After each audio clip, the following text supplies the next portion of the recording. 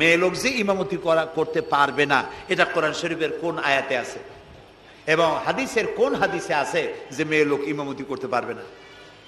তা আমি বললাম যে আগে আমার এই কথার জবাব দেন, আপনারটার জবাব পরে দিই। আমার কথার জবাব আগে দেন। মাগরিবের নামাজ কয় রাকাত পড়ি ফরজ?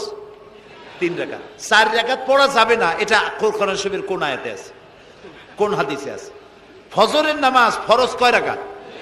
3 রাকাত পড়া যাবে না, অথবা 4 রাকাতও পড়া যাবে না, এটা কোন হাদিসে আছে, কোন আয়াতে আছে? কয় যে কোনো জায়গায় নেই। তাই বললাম ওঠাও কোনো জায়গায় নেই। রাসূলুল্লাহ ইবাদতের যে নমুনা দেখিয়েছেন, যেভাবে করেছেন, তিনি 2 রাকাত ফজরের নামাজ 2 রাকাত পড়েছেন, আল্লাহ বলে দিয়েছেন ওইটাই ফরজ, ওর 1 রাকাত বেশি পড়া যাবে না। 3 রাকাত মাগরিব, 1 রাকাত বাড়ানো যাবে না। জোহর সব দিন জোহর পড়ি 4 রাকাত ফরজ, আর জোহরের ওই নামাজটি জুমার দিনে কয় রাকাত পড়ি? 2 রাকাত ফরজ পড়ি। এই কনসেশন কে করলো? না, আল্লাহ করেননি। এই কনসেশন করেছেন মুহাম্মদ রাসূলুল্লাহ সাল্লাল্লাহু আলাইহি ওয়াসাল্লাম। ইবাদত রাসূলুল্লাহ যদি 2 রাকাত পড়েন, 2 রাকাত পড়াই ফরজ। যদি ইবাদতের যে সব নমুনা তিনি দেখাইছেন, তার থেকে ইবাদতের নতুন কোন নমুনা দেখাবার কোনো সুযোগ নাই। মহিলাদের আল্লাহ পাক এই পৃথিবীতে একজন মেয়ে লোককে নবী বানান নাই, বানিয়েছেন?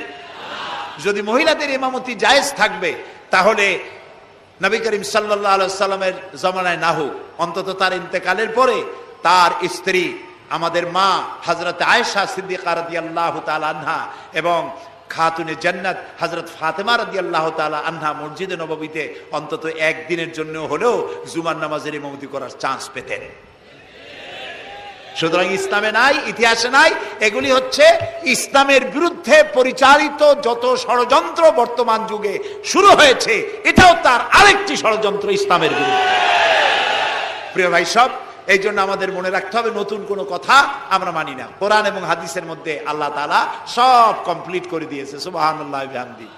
এই জন্য আল্লাহর হুকুম এবং আহকামকে মানা, এই 4টি কাজ, এই 4টি শর্ত যদি পরিপূর্ণ করতে পারি, তাহলে আমরা পুরোপুরি মুসলমান। মিথ্যা কথা বলা যাবে না, ওজনে কম দেওয়া যাবে না, খাদ্যে ভেজাল দেওয়া যাবে না, মদ জুয়ার কাছে যাওয়া যাবে না, জেনা ব্যভিচারের কাছে যাওয়া যাবে না।